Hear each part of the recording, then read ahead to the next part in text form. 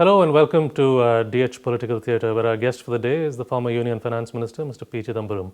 Mr. Chidambaram, as all of us know, has been Finance Minister, has been Home Minister, and is unquestionably the senior statesman in the Congress Party today. So we'll be asking him a range of questions across politics, the economy, and his home state of Tamil Nadu. Mr. Chidambaram, thank you for being with us. It's very kind. Morning. Morning. So can we start, as you would expect, by the question on the economy? How do you rate the 5 years of Mr. Modi's government? Give us an assessment, what's worked, what hasn't? It's a wasted opportunity. The BJP had 282 members in the Lok Sabha, first time in 30 years, and they could have brought about tremendous structural changes in the economy.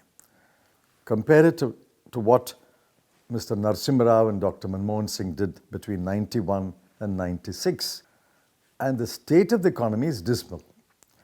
I don't wish to make general statements. The best way to assess the state of the economy is to look at indicators. Start looking at investment, credit growth, fiscal deficit, exports, jobs, current account deficit. Every one of them at the end of 5 years leaves much to be desired. The most important failure is jobs. Where are the jobs? Wherever you go, in whichever survey, the number one issue is jobs. So I think altogether, the 5 years were wasted. Not only were they wasted in terms of the opportunity that was available, they derailed the economy by demonetization and a hopelessly flawed GST. I think demonetization is one ground that is sufficient to come to the conclusion that this government has no clue of how to run a national economy. Let me take you up on a few of those very interesting points. Now, are we headed for a prolonged slowdown given that these indicators are all quite weak? How do you see this panning out in the next 2 or 3 years? See, world is turning protectionist. World growth is expected to slow down in 2019 and into perhaps half of 2020. Exports are sluggish for India, and thanks to protectionism and withdrawal of GSP preferences, exports are not likely to pick up. So where is the trigger? Where is the trigger for India's growth? The only trigger appears to be government expenditure, but even there they are constrained by the fiscal deficit and the revenue deficit. So I think what we saw in the first 3 quarters of the current fiscal year, 2018-19, 8%, 7%, 6.6%, this is likely to continue until or unless the next government comes and does something dramatic. Which brings us very neatly to the next question about what would you do? What would be your priorities if you were to come to power? What would you do to fix some of these things you just mentioned? See, it will depend upon the nature of the government. Who is in the government and rather who are in the government. If it is a single party government of the Congress, there is much we can do. If it is a coalition government where the power is shared with other parties, one has to work out a common program. I think you will find the Congress manifesto quite bold, quite radical, and quite transformative. So if we have an opportunity to implement the Congress manifesto, I think we'll be able to put the economy back on rails. Could you tell us a little bit about what's in the manifesto? I know it's early days, but... I can invite you to Ahmedabad tomorrow, and if the Congress Working Committee discusses the manifesto, you can be privy to that discussion. But at the moment, I can't give you details about the manifesto, except that the manifesto has several sections. Sure. And each section deals with the problem and lays out the path forward. And there are radical solutions which are being proposed. Let me come at this another way then. So what changes would you make to GST, for example, to make it slightly more effective? How would you streamline it? We're going to call our GST GST 2, which means this GST is hopelessly flawed. They're trying to fix it, as you have seen over the last 6-7 months. They're desperately fixing it, cutting rate, changing this, issuing a notification, making a rule. Utter confusion. I had a long conversation with a former chairman of the Central Board of Excise and Customs, who's an authority on GST. And he just threw up his hands when I pointed out this and that. He said, doesn't make sense at all. I'm a practicing lawyer, and I don't know whether you've read the GST Act. If anyone can make sense of the key sections of the GST Act, the simple English language that is written there, and you can make sense, I'm prepared to recommend that you be admitted to the bar without passing a law examination. Thank you very much. So very complex and very dense. And remember, to the best of my knowledge, you can check it, the GST law has not been translated into other Indian languages. So how does a small trader in Karaikudi, my town, understand what this is? How is he going to comply with it? It should be in Oriya, it should be in Bengali, it should be in Assamese. I believe it's not there. Even the English is ununderstandable. Who will take the responsibility to translate it into the local language? But they had a long time running into this. I mean, what do you think went wrong? Is it rushed through at the last minute, or what's your reading of it? What went wrong is incompetence and their unwillingness to consult. We offered, in Parliament, consult us, consult the opposition, and we will help you design the Constitution Amendment and the GST law. They flatly refused. For example, I have never been asked by this government what my views are on how the GST should be implemented. So in a sense, is the style of functioning coming back to bite them? I mean, is it that they have not spoken to other parties, they've not had an open mind on some of these things? I know they have not spoken to anyone, but within the government there's very little competence. Take, for example, is there any internationally reputed economist in this government? Answer is no. Is there any internationally reputed tax economist in this government? Answer is no. And contrasted with what the UPA had.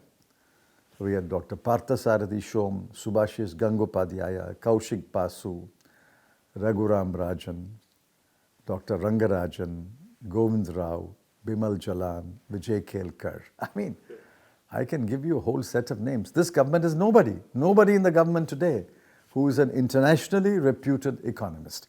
And the couple of guys who joined the Prime Minister's Economic Advisory Council very quickly and very cleverly quit the council.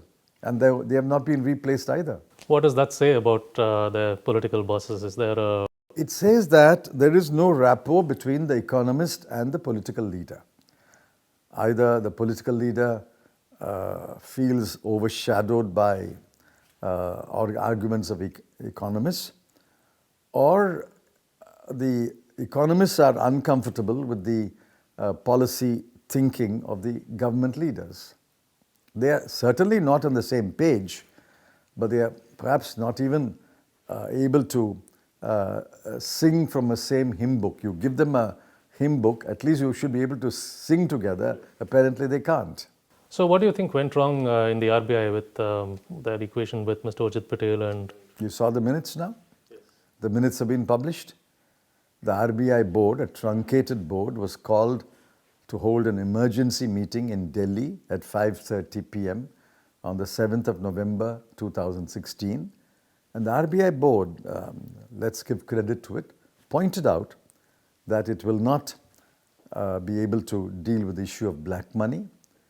It will not be able to make any dent on counterfeit currency because the total counterfeit currency is only about 400 crore. It will not stop illegal funding of illegal activities. And yet, I think they were asked to send a one-line recommendation approving demonetization, which they must have done reluctantly. It's obvious. The reluctance is obvious when you read the minutes. Sure. But that, unfortunately, the RBI board and the then governor, Dr. Urjit Patel, did not cover themselves with glory when they sent that recommendation. I think it was a major failure, and I think Dr. Urjit Patel, unfortunately, paid a price for that failure. So you would say that he was dragged kicking and screaming into this whole demonetization thing. He should have quit. It appears so. It appears so. He should have stood his ground and said, sorry, we can't look at a proposal like this within 24 hours. We need to study it, we need to gather data, and we need to come back with a proper response. But the letter is written to them on the 6th, board meets on the 7th, and the demonetization is announced. I mean, board meets on the 8th actually. Board meets on the 8th actually, half an hour before demonetization. I think it's a very, very unfortunate chapter in the history of RBI. Just a quick digression. I know time is limited, but governments in the past have also had this slightly testy relationship with the RBI. How do you see that? Is that a healthy tension to have, or do you see it playing out differently? No, these tensions are healthy. I had my book launch in Hyderabad 5 days ago, and the two most prominent guests at the book launch were Dr. Y.V. Reddy and Dr. Subbarao. They were there in the first row, the first two seats. It's a healthy tension that the finance minister and the RBI governor must be able to engage each other practically every other day and certainly every week and debate it. Ultimately, the RBI's view prevails. In the entire tenure of the UPA, while we've had healthy debate in matters which fall within the jurisdiction of the RBI, we allowed the RBI view to prevail, although I may have been unhappy, or any other finance minister may have been unhappy. Never have we acted in a manner that the BJP has acted, namely force the governor to fall in line, threaten him with a board-managed RBI, pack the board with your own nominees, and then tell him if he doesn't fall in line, he may go. I mean, this is unheard of. Have you ever heard of two successive governors of the RBI resigning in disgust and walking away in mid-term? The most contentious thing I think that the government did, and you mentioned it, demonetization. How is it still playing out, the after effects, the negative effects? Wherever you go, I was in Tirupur about 3 weeks ago. Wherever you go, they tell you how SMEs have been forced to close down, how jobs are being destroyed. See, Tirupur, even 3-4 years ago, if you drive on the roads of Tirupur, you will find vacancies in Tamil. We are recruiting people. In practically every gate of every large factory, you will find the board, job vacancies available. Today you can't find a single one. There were 5,000 ancillary units in Tirupur doing ancillary job work for the major garment manufacturers, employing 2, 3, 4 people. Today 500 are functioning. 4,500 have shut down.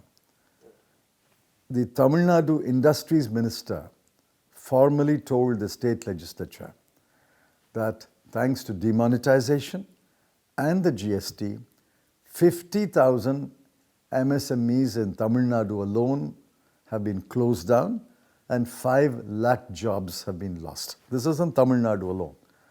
Now you multiply that for other states, Jalandhar, Moradabad, whatever, all the towns, all the industrial hub towns. Demonetization started it, GST completed it. The complete or virtually complete destruction of the MSME, especially the M and the S, the micro and the small. A major issue, as you've touched upon, has been jobs, and I think all this is related. What will you do to start generating jobs if and when you come back to power? Well, I'll tell you what our thinking is. I'm not going to tell you the details. We know which are the job-creating sectors in India. We know that. So we'll have to take a sectoral approach, a focused approach for each job-creating sector and work out the policies. There can't be a one-size-fits-all approach. We know the job-creating sectors. I think there are half a dozen. And in those half a dozen sectors, we will have a focused sectoral approach which will promote increase in jobs rather than capital-led growth. So it looks like this whole talk of doubling farmers' income by 2022 is going to be very difficult. Do you think it is possible at all? It's impossible. The arithmetic will tell you that. You see, you saw the graph that's been published. The 5-year agriculture sector growth is 2.8%. If you wanted, income growth in the farm sector is 2.8%. If farm income is to double in 5 years, it has to grow at about 16% a year. Sure.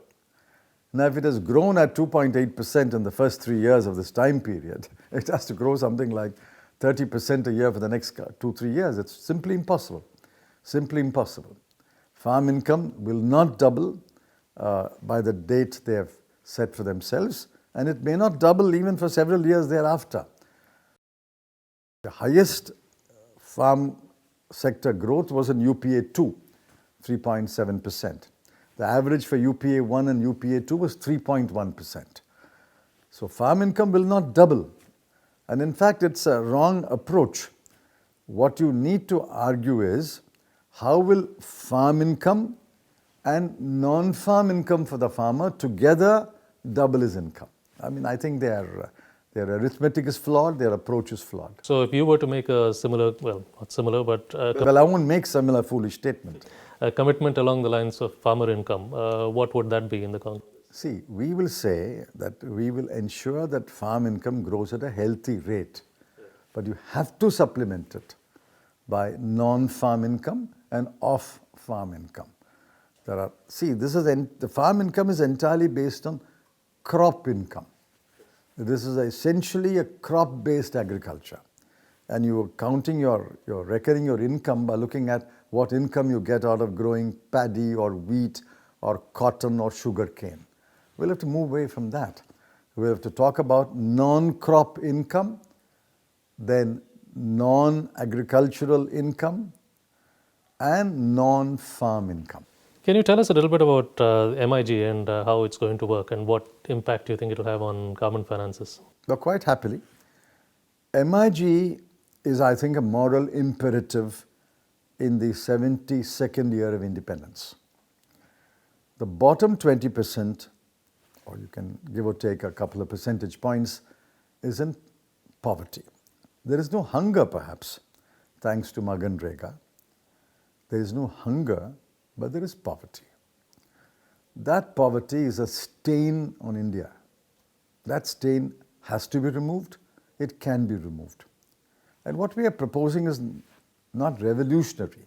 It has been tried in other countries of the world. It has been tried in different ways. All that we are saying is we will make a cash transfer to the bottom 10% in the first year of rollout. The bottom 10% will get a cash transfer to bring them to a level of minimum income at which they will not be abjectly poor. And then we will move to the next decile. We are not going beyond the bottom 20%. I think this is doable. We are consulting, we have consulted, and we are consulting very reputed economists. Yes, it's difficult but doable. They are helping us design the program, and we will be able to convince the people of India that this is doable within the finances. I started off by asking you for an assessment of the Modi years and for some positives. Would you say anything's worked at all in terms of, from your standpoint? MGNREGA, for example, the widening of the scheme, or anything else they've done which you think has worked? No, I don't think they've done anything great to widen MGNREGA. In fact, wages are due for about 3 months. The MGNREGA expenditure is, the allocation for MGNREGA is not sufficient to meet the demand. And it's not any longer demand-based. There are several panchayats I know where there's not been MGNREGA work for several weeks. So, in fact, they have reluctantly implemented MGNREGA because they have no substitute for that. If MGNREGA is taken away, hunger will come back to villages. So I don't credit them with anything great about MGNREGA. Yes, they've done well on the highways. They've done well on the highways. I think they have continued the good work on the Pradhan Mantri Gram Sadak Yojana. But beyond that, I can't think of anything. The one thing you guys should be happy about is the several fold increase in advertisements to the media. Now just switching track a little bit to elections. 1 month away exactly. How does I mean, I think the Congress had a kind of a Pulwama pause where when this happened, you called off hostilities, so to speak, with the BJP and kind of stood shoulder to shoulder. Now, how do you come back on track, and what are the major issues you can hope to raise which will have traction with the public? So what we did was the right thing to do. The Indian Air Force, after the Pulwama strike, we condemned the Pulwama strike. And then when the Indian Air Force did make a strike in Pakistan, in Balakot, Congress President was the first to say, I salute the Indian Air Force. I think the matters should have been left there, and the unanimity that was shown by political parties would have remained intact as far as national security is concerned. But the BJP is blatantly politicized it by embellishing the event, adding all kinds of things, and naturally questions were being raised. Please remember, we did not raise the questions first. The questions were first raised by the international media. Questions were raised by two widows of martyrs. Questions were raised by local residents. And a political party has to necessarily respond to the evolving situation. So we are not in any way compromising national security or belittling the Indian Air Force's effort. What we are questioning is the BJP's blatant politicization. Has there been a day where the Prime Minister has not used Pulwama for partisan political purposes? So that's the advantage of being in power, I guess, at a point like this. How will you counter this, being the opposition? Effectively, how can you? See, Pulwama and the IAF strike is not going to bring jobs to the youth. It's not going to revive small and medium enterprises. It's not going to bring down the acute farmers' distress. It's not going to bring down prices. Please remember, non-food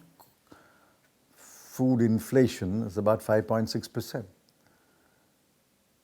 So I think when we go out to the people, as we are, and we start talking about real issues of jobs, businesses, credit, educational opportunities, people will wake up and say, yes, you've been there for 5 years. Are you going to ask our vote only on the fact that the Indian Air Force struck in Balakot? The Indian Air Force does not belong to the BJP, it belongs to the country. Sure. Therefore, 5 years of failure on jobs, failures on investment, failures on economic growth, failures on the farm sector, all that is going to be kept aside. We might as well then vote for the Indian Air Force chief to become Prime Minister. So I don't think that's the way people will look at it. Let me tell you, the top 3 issues in the next election are jobs, jobs, and jobs. These are the top 3 issues. You mentioned the Air Force. How will your party ensure that Rafale remains front and center of the campaign? Do you find that it's getting traction, or is it just too abstract for? No, it is. It is. And today I saw Mr. Ram say that the story is not over. There's more that has to be investigated. How can you wish away Rafale? Sure. See, the aircraft is delayed because the earlier deal was scrapped and a new deal was entered into. The first of the Rafale aircraft will not come, they say, before September. I have doubts about that. And serious questions are not being answered. Why were the 3 anti-corruption clauses deleted? Why was the payment security mechanism completely jettisoned? No sovereign guarantee, no bank guarantee, no escrow account. And the questions about the offset partner.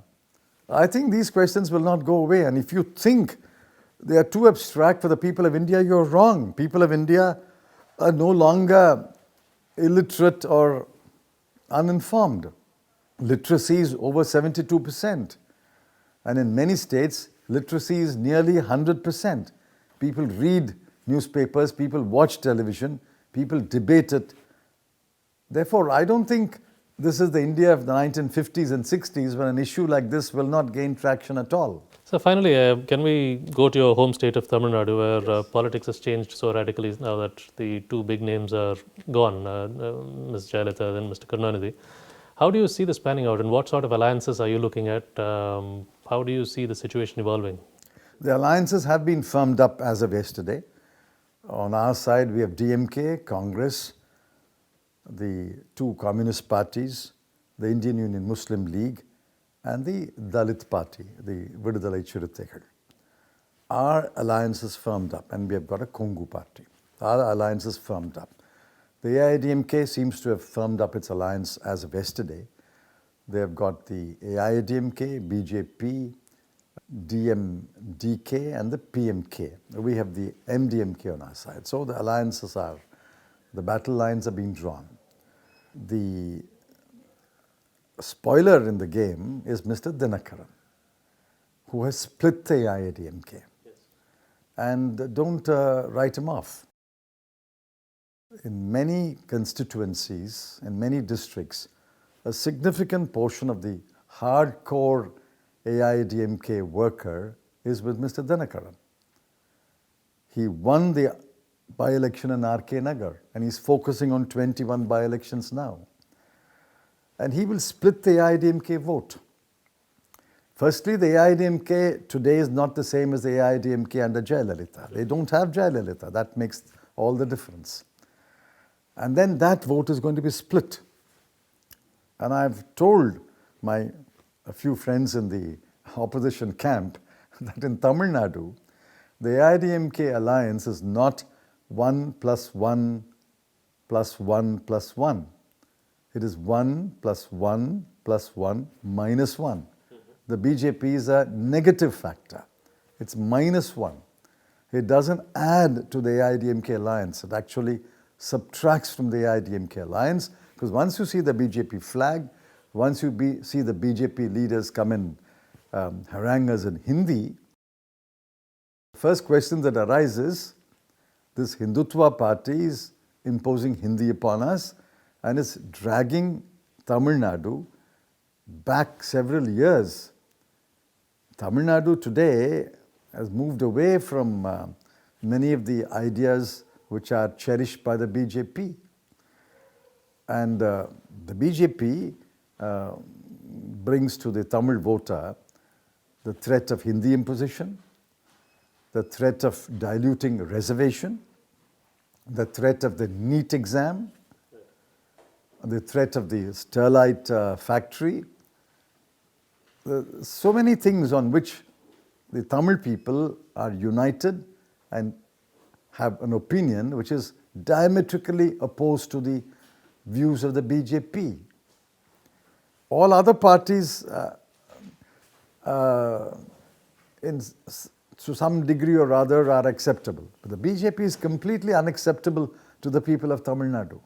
But it's being said that this traditional 39-0 or 40-0 is not going to happen this time. Maybe.